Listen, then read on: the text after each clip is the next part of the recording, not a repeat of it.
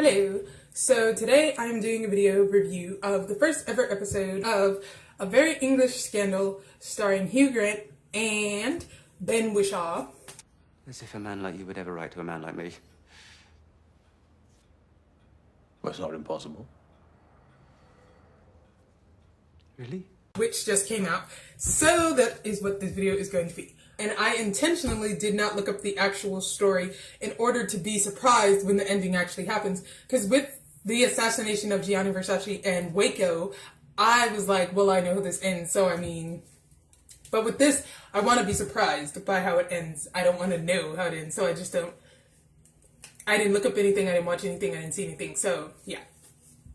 So anyways, when the episode is first opening, we see Jeremy Thorpe, who is Hugh Grant, and he's at a table, and he's talking to this man. He's talking to one of his friends, whatever. And they're basically just chatting it up, talking to each other, talking about all types of things, whatever. And eventually, they get to talking about how Jeremy was like, he's gay, and the other man was like, well, he's kind of gay. Well, he used to do gay things when he was younger, but now he's just mostly with women, whatever. So we get a little gist of what this story is going to be about. Moving on, a couple of weeks later, or maybe a couple of days later, we see Jeremy, and he calls his friend that was at the restaurant with him, and he's like, we need to meet immediately. And he gives him this stack of papers, and he's like, look at this. My mom got these, and she read it, all 17 pages, and I'm like, so this boy went and sent him a manifesto? Like, seriously? He sent him the Manifest Destiny. And I'm like, where do people get the time to write this many pages? Like, Jesus, I barely can write the 3 pages required for history and literature, yet people sit here writing 497 pages of stuff. Even if it's a subject I like, I'm just like, Jesus, I can only go so far.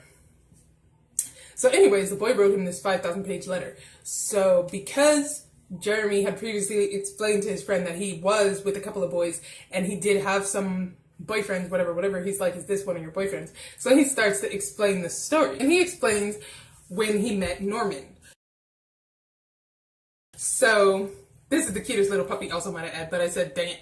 His puppy is way too little because if it was bigger, she could have protected him from the horror that was to come, but not the point. So we see that Jeremy goes to this ranch or farm of one of his friends, I guess, and he sees Norman outside washing up or whatever, and he's like a stable boy, and he's all thirsty, talking to him like, hello, following him like a pervert, might I add, being like, hey. And I'm like, no. I talk too much, everyone says. No, it's marvellous. Where are you? Like, no. So he gives him this card and it's like, if you ever change your mind about whatever and you ever want to come to London, then here I am. And I was just like, first of all, this is a red flag, because if some old pervert that you barely ever even met just gives you a card and is like, hey, want to come somewhere with me? You should decline his offer. Like, even if the old man is Hugh Grant, like, no, stop, severely. I don't care what this old man looks like, you need to not decline the offers at all levels, because this is not safe. This is how people end up on the side of the road. Like, seriously, bye. Male Caucasian, lying nude on floor. Penis cut off, lying on floor living room. Side of skull smashed in, cuts on face and chest. Fingers shredded. But anyways, he explains that that's how him and Norman first met. And the man's like, is that where it ended? And he's like, no. A while later, Norman actually came to Jeremy's office a year later, or a year and a couple months later, because he gave up his job working at the stables because the man was being really mean to him, whatever. And he was like, I collected all these letters that you wrote him, and I saved all these letters. And we get basically the hint that Norman liked Jeremy a little bit. Like, he was like, I imagined it was me you were writing these letters to, whatever. And he was like, how do you know it can't be you, herp-a-derp? And he was all thirsty and all ready to be with this old man. It was like, ready to give his soul to this old man. I'm like, can you not be so thirsty? Let's stop. If just because you meet the first man with money doesn't mean you have to be so thirsty. That's another reason why he came to Jeremy's office, because he's like, I had to leave my job, but leaving my job, I had to leave my national insurance card, which is the British version or UK version of a social security card. So since he had to leave his social security card, he just moved on, basically. Well, he just ran away from the man's house and was like, I can't do anything without my social security card. So Jeremy was like, oh, I see, I understand, blah, blah, blah. Plus, he told him a story about how he was in the mental hospital and they gave him these drugs to treat his psychological condition, which we're probably going to find out they tried to treat him for being gay, which they did a lot back in the days. So he was like, I hope you don't mind. And he was like, no, that's fine, whatever, whatever. So he offered him a place to stay, which is his mom's house. And I'm like, why would you bring a person you intend on doing things with to your mom's house? Like, who does that? Took him to your mother's house. But why?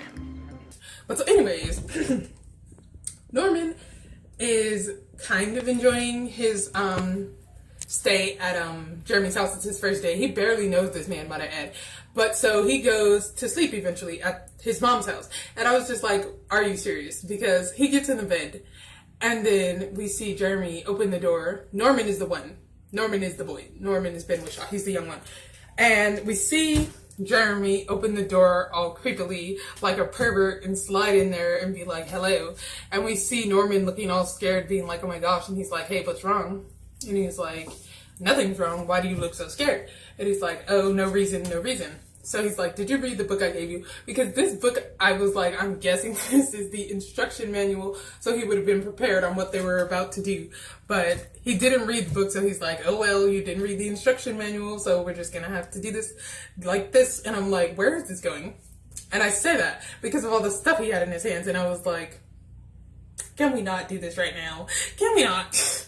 We are going to need this, just in case, and a good little helping of every bachelor's friend. Just hop onto all fours. There's a good chap. That always works best, don't you think? Huh? On the bed. Yes, on the bed. Hell to the no, to the no, no, no, no. Hell, no, no, to the no, no. Hell to the no, no. So then he was like, I'm going to kiss you and you're going to enjoy this. And I said, you cannot force your advances upon other people. Like, you can't do that. If somebody does not want to be with you, you can't just hit it. But so Norman accepts his kisses. And then he's like, okay, now we're going to do something more. And he's like, no, I don't want to do anymore. And I'm like, if somebody says no, you need to stop. You can't just force them to do whatever you want them to do just because you can. Like, it's just so wrong on so many levels. And this is not about boys and boys or boys and girls or girls and girls. This is just people in general. If somebody tells you they don't want to be with you, then don't make them do things. And I was just like, no. Because you knew where this scene was going, because the way he just put the Vaseline on the table all Lee, you just know where this is going. And I'm just like, oh my God, can we not? Can we not? So basically, Norman starts crying at first, though, before they do anything, because he didn't really want to do this. And he was like, why are you crying? There's nothing to be afraid of. And I'm like, if somebody tells you there's nothing to be afraid of, you should be very afraid. You should most likely get your bags, run, and jump out the window, because there's no reason to stay in this situation. Ice King, don't do this. Just let the girls go. They don't want to be here. Of course they do. I would have killed them already if they didn't want to be here. Right, ladies? You've had a nice time, haven't you? Then why so sad? But so he stays in the situation, and that is how it is. So basically, we see them developing and developing in their little relationship. So eventually, Jeremy starts to get tired of Norman, I guess you could say, because he just kind of sits there because he doesn't have his raggedy social security card, which is all he ever wanted. He said he just wanted his social security card and he would have moved on with his life. But Jeremy never gave him his crusty, dusty social security card for whatever reason. And that's basically where the little rift in their relationship starts happening.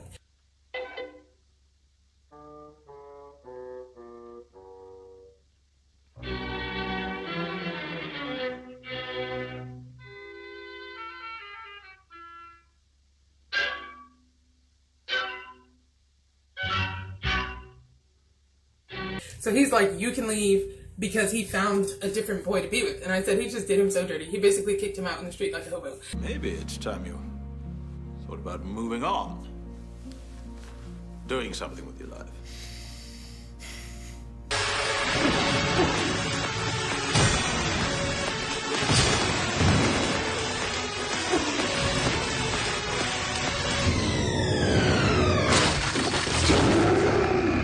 It's not that Norman already wasn't a hobo, but now he just made him another hobo after he was a hobo.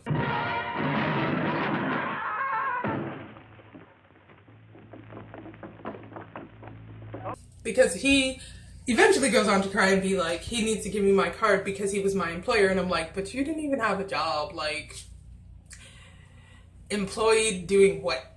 Because being with the man does not count as being employed, but I guess it does.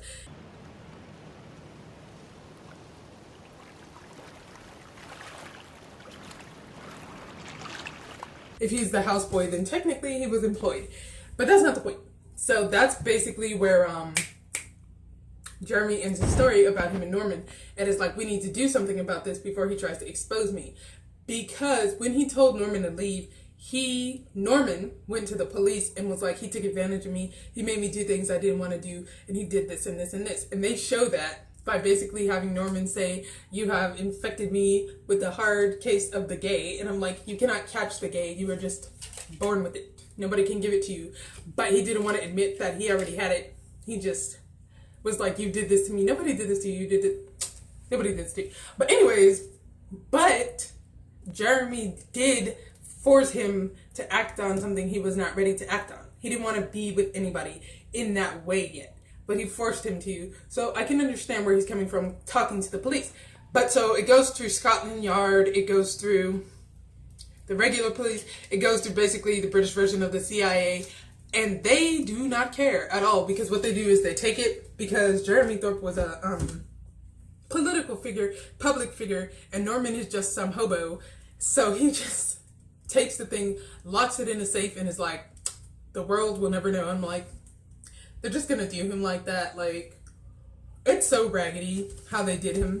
So that's why for a long time nobody had heard about this story or what Norman was talking about. So he sent a letter to Jeremy's mom. And he was like, so we need to do something about this. So when they went to do something about it, Norman noted that he saved all the letters, but the problem with him saving the letters was he lost his suitcase with all the letters in it. And I'm like, you really lost your raggedy suitcase? But of course, Jeremy, being a thirsty hobo, found the suitcase and got rid of the evidence before it could ever even be found. And I'm like, are you just going to get rid of the evidence? So he destroyed the evidence. And another thing about the show was they always had Norman noting he didn't know who his dad was. Anyways, I said the way this could go could be either very, oh my lord, or very like, why? Because he keeps being like, I don't know who my dad is. My dad could be anybody. And I'm like, the way they keep saying that, what if Jeremy turns out to be his dad? Because I'm like, if that ends up being the case, I will severely jump off a cliff and die. Because no. No, God! No, God, please, no! No! No!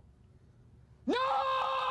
Because no, like seriously, no, that cannot be his dad. Because that would be so disturbing. Like, can you imagine? So, continuing along, Norman eventually gets a job as a model as Jeremy moves up in his political career because he promised to leave him alone if he got his raggedy Social Security card, which he didn't get yet. But since he got a job as a model, he didn't really need to bother with him for the time being. So they do this little montage of him modeling, and I'm like, they're playing the song Friday on My Mind, but it was confusing me for 5 seconds because I'm like, where do I know this song? And the thing is, I know the David Bowie version, so this version was catching me all the way off guard. But I did like the way they did the outfits, the 60s outfits. I thought it was pretty accurate representation. And I said it's cute because his outfits look like Brian Jones's outfits. So that was really cute to see his little outfit transformation, whatever. Honey again. A bit more saucy. That's good.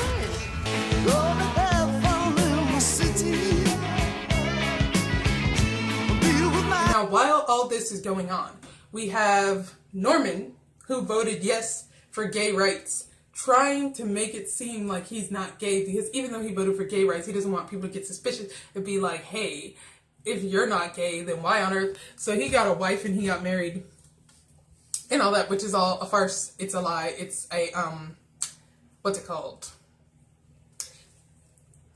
I don't know, but it's lies.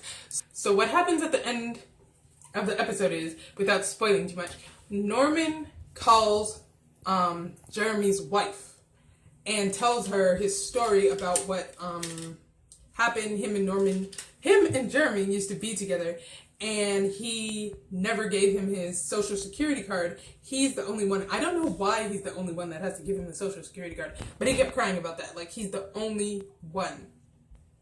And I'm like, but is he though? Can't you get a social security card from somewhere else? I don't know. But apparently he can't. So then they have Jeremy's wife being like, oh my gosh, this horrendous man called and claimed to know you, and I'm going to jump off a cliff because he was so disturbing. And I'm like, he didn't even say anything that bad. But I guess if you were like 111, then you'd be like, oh my god. So he's like, okay, he keeps calling her basically. And he's like, what can we do to stop him? And they're having a conversation, whatever. And basically they start getting into jokes about how to permanently get rid of Norman. And then Jeremy starts to act like a psycho, and he's like, okay, let's kill him. And everybody is like, you can't just do that. And he's like, yes, we can. Murder is, or should be, an art. Not one of the 7 lively, perhaps, but an art nevertheless. And as such, the privilege of committing it should be reserved for those few who are really superior individuals. And the victims, inferior beings whose lives are unimportant anyway. For God's sake, Jeremy, we're members of Parliament. We can't sit here and discuss murder. No worse than shooting a sick dog. It's a damn sight worse. I really don't care. I don't care if we shoot him, or we strangle him, or we poison him, or we bludgeon him, or we tie him up in a sack and drop him in the Thames. There is only one way for us to survive. Norman Scott has got to die, so how? And he's like, we're gonna have to kill him. And that's where the episode ends. And I'm like, well, that took a strange turn. You can't just kill people just because you want to. But, yeah, that's where the episode ends, on a cliffhanger, of course, because it's a 3-parter, and you know if it's 3 parts or more, it's obviously going to be a cliffhanger on every episode. So, my rating so far is like an 8.5 out of 10, because I think it started out good. I just want to see where the story goes, to see if I'm going to rate the whole series a 10 or like whatever, and see if it gets better as it goes along, or if it gets like, meh, stays the same, or if it waits till the end to smack you in the face with the 111 plot twist that makes you fall off your chair. But I would say watch it, and it's good, and yeah, so that is my review so far. So I thank you for watching, and I will see you in the next video.